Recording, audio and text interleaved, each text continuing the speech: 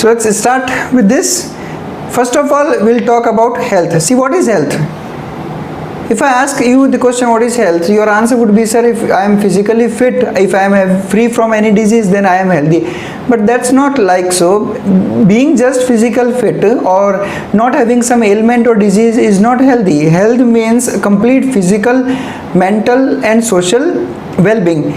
Not just absence of disease or physical fitness is health. It is complete physical, mental and social well-being. I'll discuss an example. Let's see. Consider there is one person who is physically very fit, is having no disease, but is under tremendous pressure of the society or is under tremendous pressure of his work, and he is not having a good mental health. I won't consider that person as a healthy person. So the true definition of health is a state of body which includes complete physical, mental and social well-being. There are different systems of medicine in this world. If I talk about few, I'll start with three main medical systems which helped in origin of the latest or the modern medicine system. The first we will talk about the Greek system of medicine, which was founded by Hippocrates. There are three different systems of medicine in the world. The first one is the Greek system, which was originated in Europe, and then the Indian system, which is called as Ayurveda in India, and the Chinese system. We won't talk about the Chinese system much because in our course we basically deal with the Indian system or the Greek system. If I talk about Greek system, the Greek system was founded by Hippocrates, and out of this Greek system only later on homeopathy originated, and in the Islamic world this is called as Unani. So the Greek system of medicine is also called as Unani in the Islamic world and is a source of homeopathy. The Indian system Ayurveda was founded by an Indian sage named Charak, and he did immense work in this field. Why am I talking about this Ayurveda, homeopathy here? That's because I just want to inform you that not only MBBS, you have a huge scope. If you don't even get MBBS, you can opt for homeopathy, you can opt for Ayurveda or Unani. That depends on you how much dedicatedly you can dedicate your life to any field. Let's talk about Greek medicine a bit. I'll talk about only those things that have been mentioned in NCERT and are important for the NEET exam. See, as per the ancient physiology in Greece, body has four important fluids which are responsible for body metabolism, and those fluids are called as blood, phlegm, black bile and yellow bile. This is as per the Greek medicine, the ancient physiology. See, here I am discussing about a word called humor. Humor is a word which means fluid. You need to remember this word because this word humor has been used to derive some very basic terms in biology. So we will be discussing about that in our other videos. So a good health is a balance between all these four fluids. If blood, phlegm, black bile and yellow bile are in good proportion, are in a balanced condition, then that person would be considered as healthy, and a healthy person would always produce good amount of humor. It is generally believed that the persons with increased black bile in their body are belonging to the hot personality, and those persons often have fevers. We used to believe that as per the Greek medicine, but after some time William Harvey discovered blood circulation, and even thermometer was invented, and by using that thermometer we checked the body temperature of the persons with increased black bile, and we realized that there is nothing called as a hot personality or a cold personality. The persons with increased black bile don't have increased body temperature usually. So this notion, this idea was discarded and was then rejected. So William Harvey and the invention of thermometer has disproved this theory called as good humor hypothesis, which stated that increased black bile belonged to hot personality and would produce fevers. So this theory has been disproved, and this is one of the questions that was once asked in NEET, that who disproved the good humor hypothesis. So answer was the discovery of blood circulation by William Harvey. So now we are starting with our main topic, that is called as immunity. You must have heard this word since your childhood. And what is immunity? Immunity is our body capacity to fight against the infections, toxins, foreign particles or foreign agents. Our body capacity to resist any disease is called as immunity. If I can classify immunity, it's of two types. The one is called as the innate, inborn or congenital immunity. All these three words, innate, inborn and congenital, means the same thing, that is something which is present since birth. So innate immunity, inborn immunity or congenital immunity is that immunity which is available to you since your birth. Remember this word congenital, because we will be using this word in medicine. Next type is acquired immunity or adaptive immunity. It is an immunity which is acquired after birth. You are not having this immunity at birth. You acquire this immunity after your birth. More and more you get exposure to different pathogens or different allergens or different foreign agents. More and more acquired immunity you keep on building in you. And plus this is called as adaptive immunity, because this is how your body adapts to foreign particles or foreign pathogens. So this is the basic difference between innate immunity and acquired immunity. I'll be starting with the innate immunity first. It includes all those defense elements with which an individual is born and are always available to protect.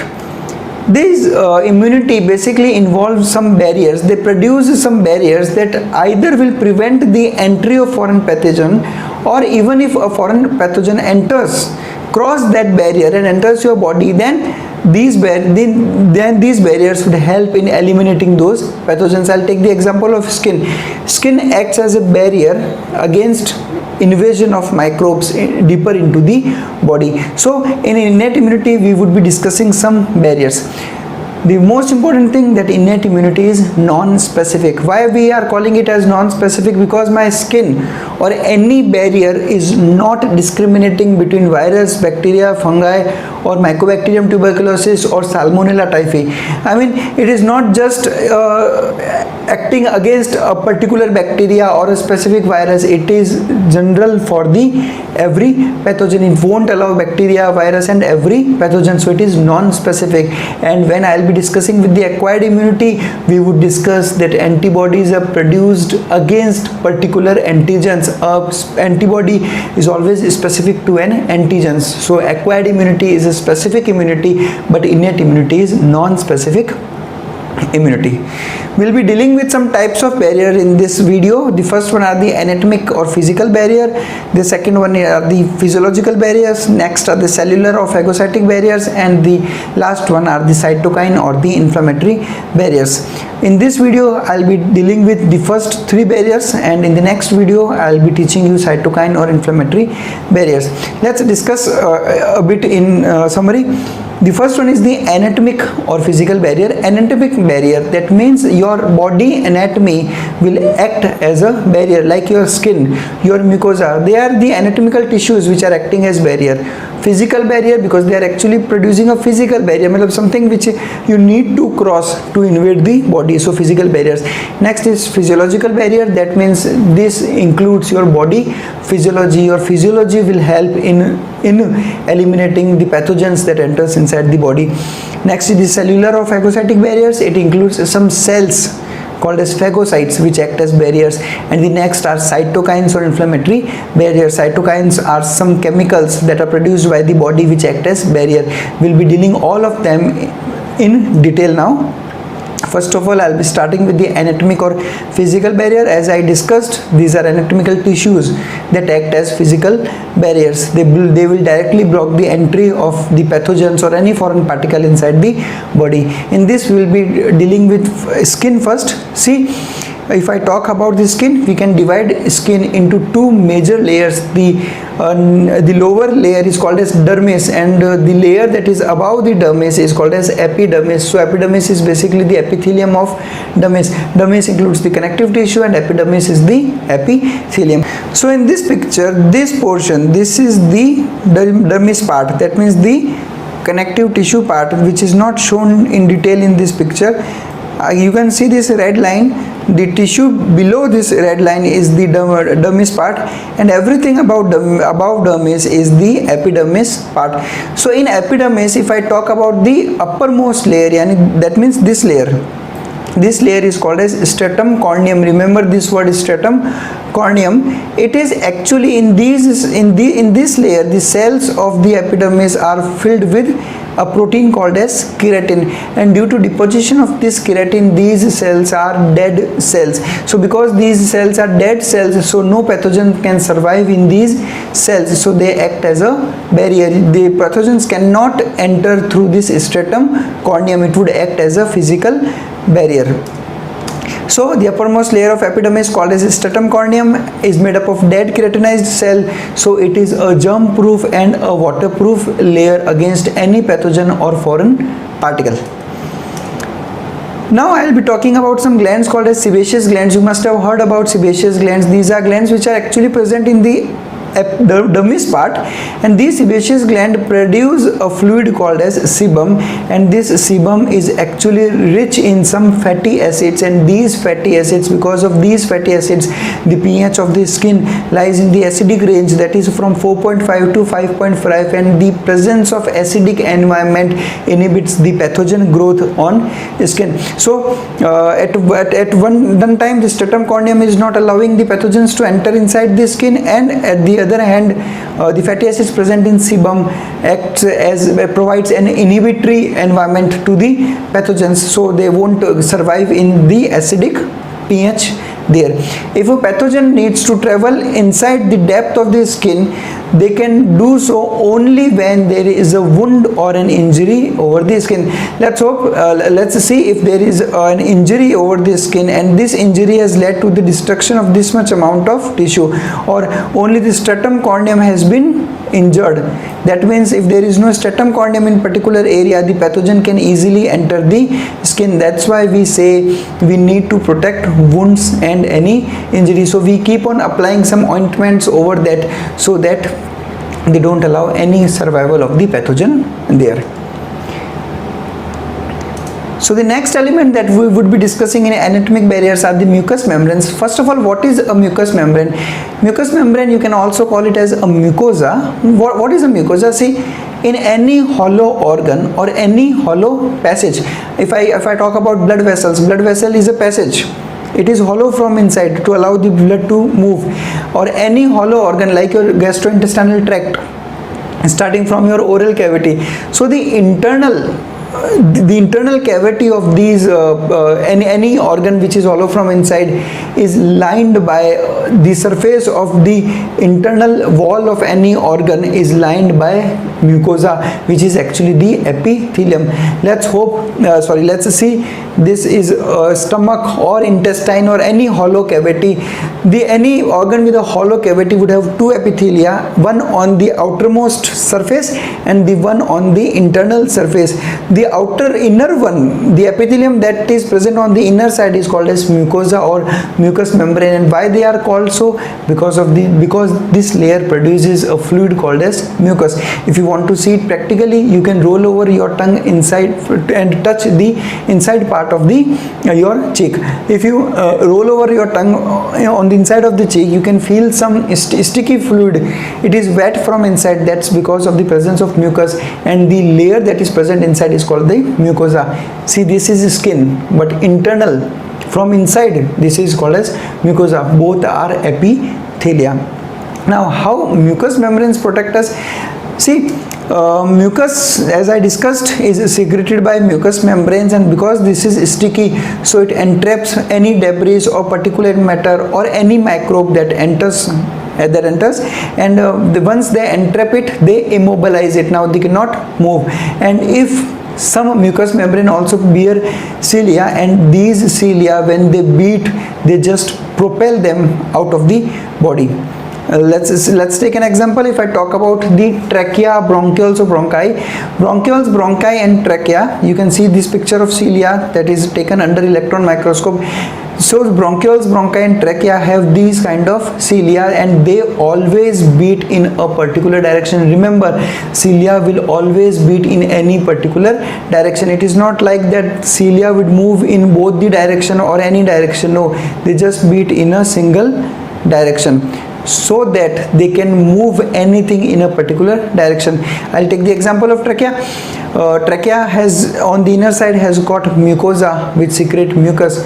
If by chance while inhaling something or while eating something, if any foreign particle gets inside trachea, then first of all the mucus will entrap that, immobilize that, and then cilia would propel it towards the throat or the pharynx. Let's see, this is trachea and these are the cilia, and the cilia would beat in the upper direction. That would help in movement of anything in the upper direction towards the throat, and once they reach into the throat, it is eliminated out of body by certain procedure. I'll discuss them. See this, first of all, this is the picture of your trachea. See, these are the cilia that I was talking about, and these are the epithelial cells. You can see these are the cilia, hair like structures they are basically, and this is some debris that is stuck in there. So the movement of cilia in the upper direction would throw these particles towards the throat,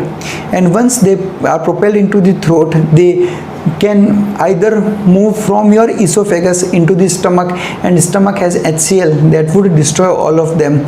Plus they are also thrown out of the body by either sneezing or coughing. When we sneeze, many aerosols are taken out of the body. That includes the foreign particles also, and even by coughing.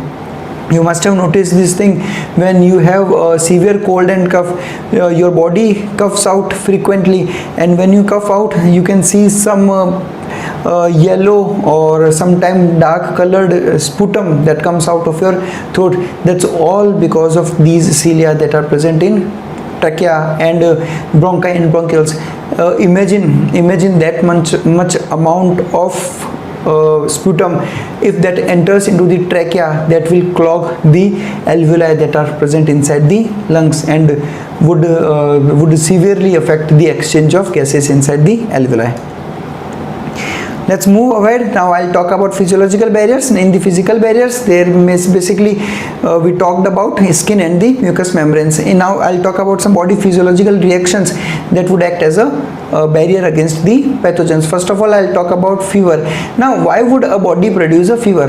First of all, fever is a phenomenon which is produced by the body itself. Your immune power produces fever. Why does it happen? That's because your body needs to inhibit the growth of the pathogen that might have entered into your body. So whenever any pathogen enters your body produces fever, so that the body temperature is risen, and that increased body temperature won't allow the growth of the pathogens. And as per the latest studies that I considered a few days back, that I read few days back, fever also increases the efficiency of all the immune cells, and plus a signal is given to them to reach to the infection site. Infection site means that place, that site where infection has occurred. So fever also helps in that particular process. Next, I'll talk about lysozyme. See, first of all, I'll split the word lysozyme.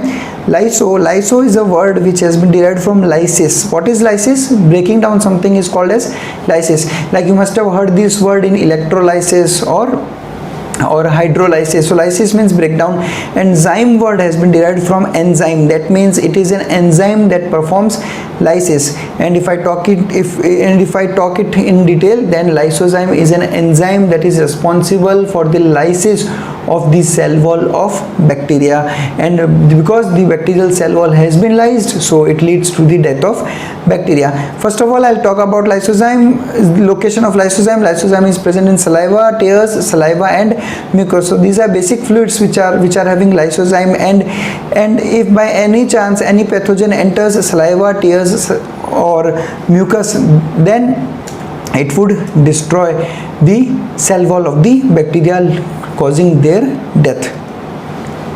Next, I'll talk about HCl, hydrochloric acid in stomach. You must have heard about this in your digestive system, that stomach has HCl. See, the major function of HCl is the activation of proteolytic enzyme pepsin and renin. But HCl has also got a function that because it is having an acidic pH, a very strong acidic pH is present in stomach, that won't allow survival of any pathogen inside the stomach. Anything that enters your stomach via food will be killed in hydrochloric acid which is present in stomach. So this HCl also acts as a physiological barrier.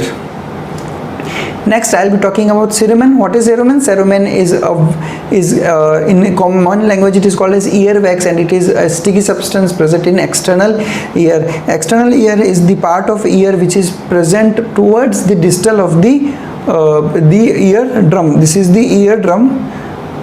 So the entire part towards the outside is called as the external ear. That means this entire part, and here you can see a yellowish viscous wax like structure called as cerumen. See, what does cerumen do? It traps dust, microbes and flush them out of the ear. So anything that enters from here into the external ear is flushed back outside because of the presence of cerumen. And above that, cerumen also is an antimicrobial substance, so that would kill microbes that enters into the external ear. So that's again is a physiological barrier. Now I'll talk about vagina. See, we have talked about nasal mucosa, we have talked about oral cavity, then I talked about the external ear, throat. So every body passage which is connected directly to the external environment has got a risk of getting infected, because any pathogen can enter through them. So everywhere, at the every entry point of pathogen inside our body, there are some systems which help in eliminating any pathogen that might enter. And now I'll talk about vagina. See, in vagina there are some bacteria which are called as lactobacilli, and lactobacilli, as we know, are the bacteria that produces lactic acid. And because lactic acid is formed in vagina, so the pH of vagina is acidic, that ranges from 3.8 to 4.5, and because of this acidic pH, the survival of the pathogens there is a bit difficult. So they inhibit the growth of pathogen inside the vagina, so that confers a good immune power to the women. If I talk about the system, this entire muscular tube is called as vagina, which has lactobacilli that produces lactic acid, providing an acidic pH. Now my question to you from this video is that if the pH of vagina is acidic, then how come the sperms survive in vagina? We know that sperms need to travel through vagina to get into the uterus and then into the fallopian tube. So if the environment of the vagina is acidic, so how can sperm cells survive there? So this is my question to you, and if you know the answer, please comment this below this video. So let's move ahead. Now I'll talk about some cells that act as phagocytes and produce a barrier against pathogens. So now I think you must have understood the word of innate immunity. Skin, mucous membrane, HCl, saliva, lysozyme, cerumen, each and everything is present with you since your birth. So this is a part of innate immunity. In cellular barriers, we would be dealing with some cells that act as immune cells, and in them we'll study about white blood cells, some phagocytes, giant cells, macrophages and natural killer cells. I'll take them in detail now. I'll start with the phagocytes. What are phagocytes? First of all, what is phagocytosis? Phagocytosis is cell eating.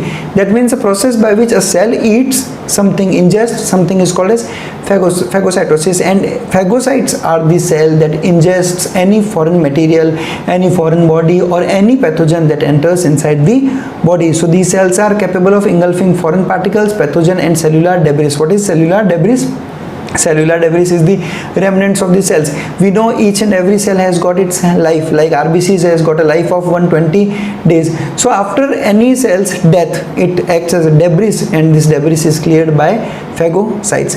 Now in our body, the main phagocytes are macrophages, neutrophils, monocytes, and giant cells. I'll be discussing all of them now. Neutrophils are the main phagocytes of the blood, and monocytes are occasionally phagocytic. Now why am I calling them occasionally phagocytic? You will understand this in a few minutes when you'll watch this video. So the first question that comes in NEET is the main phagocytes of the blood, and they are neutrophils. This is a picture that will help us in understanding the word phagocytosis. See, how does phagocytosis take place? Let's see this is a WBC. Now what does it do? This is a pathogen. This is a pathogen, and this is a phagocyte, any WBC or macrophage or monocyte. Now what does it do? Suppose this is a cell and this is a pathogen. So what does it do? When the pathogen comes near to this phagocyte, the membrane of the phagocyte invaginates. When this invaginates, this pathogen would move inside this invagination, and after a few moments this membrane gets attached from this thing. Now this has entered inside the cell. This is like this. See, this is a cell. When the pathogen comes near this becomes invaginated. The pathogen comes here, and then the membrane gets intact from here. This is the same as amoeba performs its process of digestion. You must have studied about how amoeba feeds itself. So in the same way, any phagocyte would eat any pathogen, and once this pathogen or a debris of cell enters this phagocyte, it would be attacked by the chemicals inside the phagocyte and would be then completely digested. Now phagocytes are also called as scavenger cells, as the phagocytose the dead tissue cells also. What are scavengers? Scavengers are the animals that actually feed on the dead bodies, like vultures. So by using that word, we are calling it as the scavenger cell. I'll start with the WBCs first of all. See, in case of any infection, first of all, WBCs would increase in number, and this process is called as leukocytosis. And why does WBCs spread? Because we know WBCs are the soldiers of the body. If I talk about the any nation's border, there is always army recruited there. You would always find defense personnel there. But in the case of a war, the number of soldiers and the number of defense personnel is increased. In the same way, WBCs are always present, but in case of any infection, the number of WBCs increase, and this condition is called as leukocytosis. What is the normal value of WBCs? Between 6,000 to 10,000. So if it ranges beyond 10,000 in your body, that means it is the case of leukocytosis and your body is having some sort of infection. Now I will be dealing with some basic and some very important phenomenon associated with WBCs that helps in body immunity. Let's see, this is a blood capillary. You can see some holes in the wall of the capillary. These are called as capillary pores, and let's say these are WBCs. There would always be a tissue outside capillaries. Capillaries are always present in the tissue. So the outside of the capillaries there would be any tissue. Now let's say there is an infection in the tissues. This is the infection site. Whenever in any tissue there is an infection, the WBCs that are present inside the capillaries, they squeeze out of a blood vessel towards the infected tissue, towards the site where there is infection. So the WBC would travel towards the infected tissue.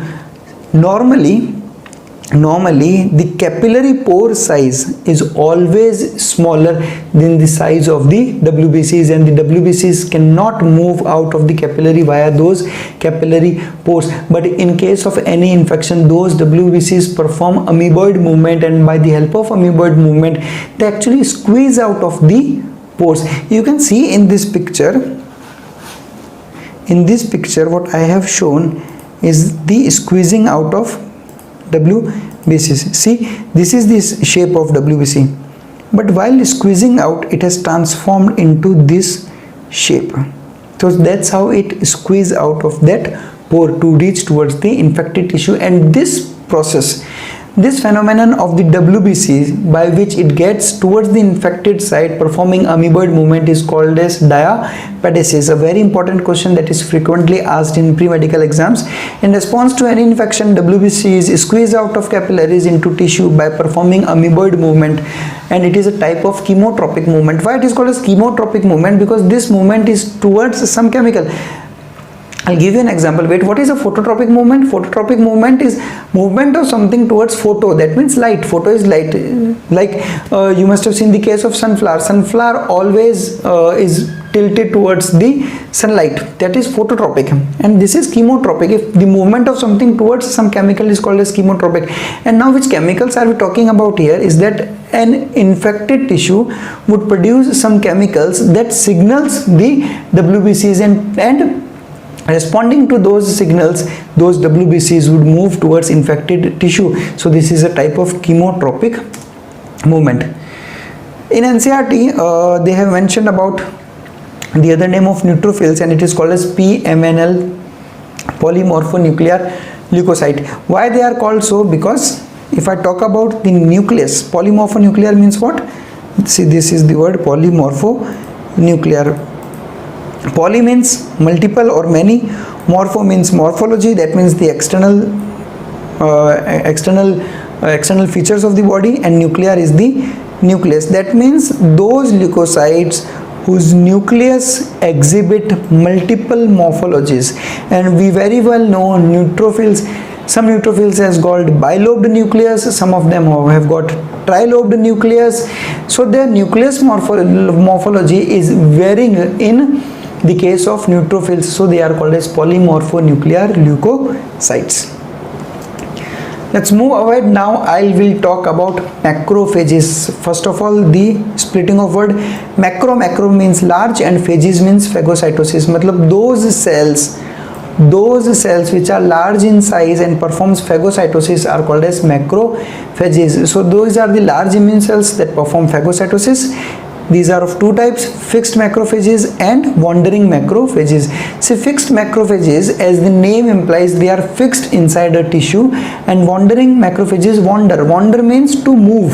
So wandering macrophages would always move with the blood and the lymph. They are not actively moving, they are moving with the fluid in which they are present, like blood and lymph. And if I talk about blood, then the monocyte acts as the wandering macrophage. Remember, monocyte is a type of macrophage.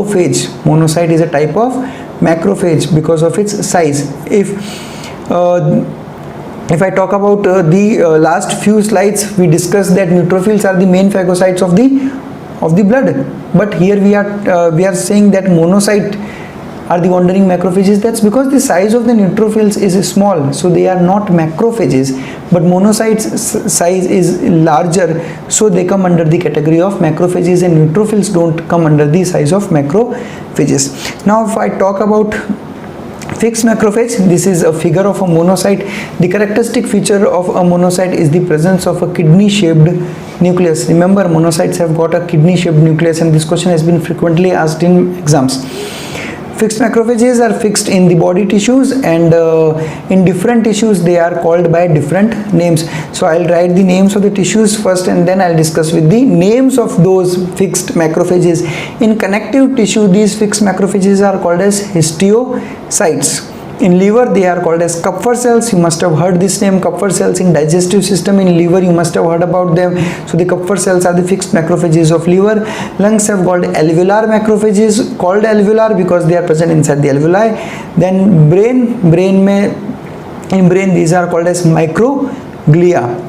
In skin, they are called as Langerhans cells. In glomerulus, that are present in the nephrons, they are called as mesangial cells, and Hofbauer cells in placenta. So these all are macrophages which are called by different names in different tissues.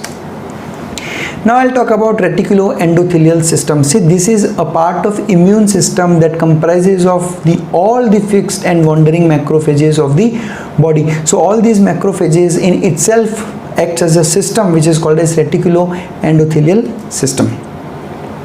Now I'll talk about the word giant cells. What is a giant means? Giant means something bigger. So giant cells are very large cells, and why they are formed? Let's see. Let's say there is a foreign body which is larger than the size of a macrophage. Let's consider this is a macrophage, this is small in size, and this is the foreign body. So this macrophage won't be able to phagocytose this entire foreign body. So in this case, what happens, multiple macrophages come together and they fuse, all of them fuse to form a very large cell which is called as a giant cell. So in case of a large foreign body which cannot be enclosed by a single macrophage, multiple macrophages fuse and form a multinucleated giant cell.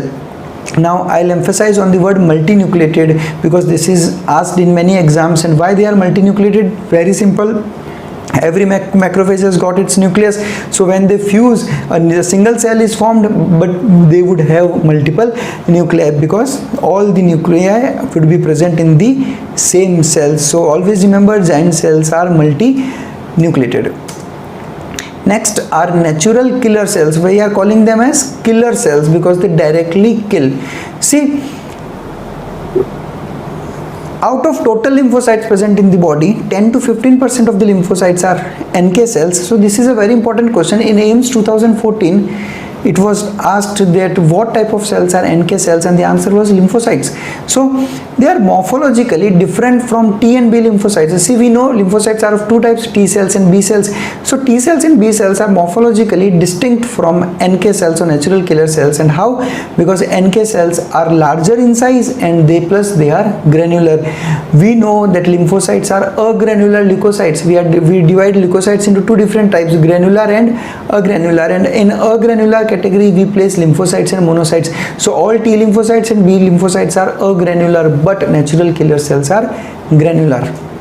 And what is their function?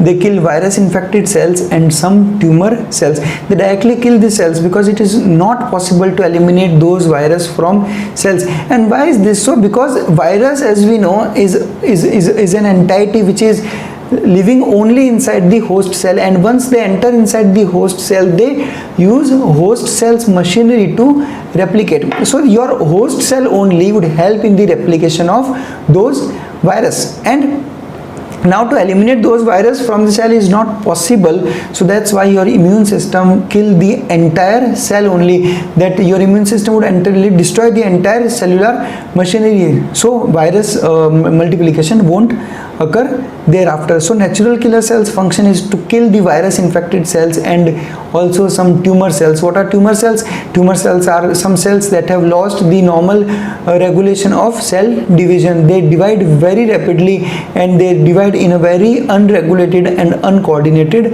manner. So they need to be killed, which is done by natural killer cells. And how does natural killer cells operate? What they do, they create pores in the cell membrane of the target cell. Let's say this is a cell which is infected with the virus, and this is the membrane of the cell, and natural killer cells would produce pores inside the membranes, and because of these pores, now water would enter inside the target cells. In this case, target cells are virus infected cells or some tumor cells, and when water enters these target cells gets swollen and then they burst out, and that's how NK cells destroy the target cells. This is a picture of NK cell which is actually trying to destroy a target cell. Thank you very much for watching us. And now onwards we would be discussing each and every lecture in both the languages, English and Hindi. So keep connected with us. In case you are having any suggestion or any complaint from your side, you can directly come and ask us, or you can directly comment in the comment section. Thank you very much for watching us. In the next video, I'll be dealing with the inflammatory barriers or the cytokine barriers. Thank you very much for watching us.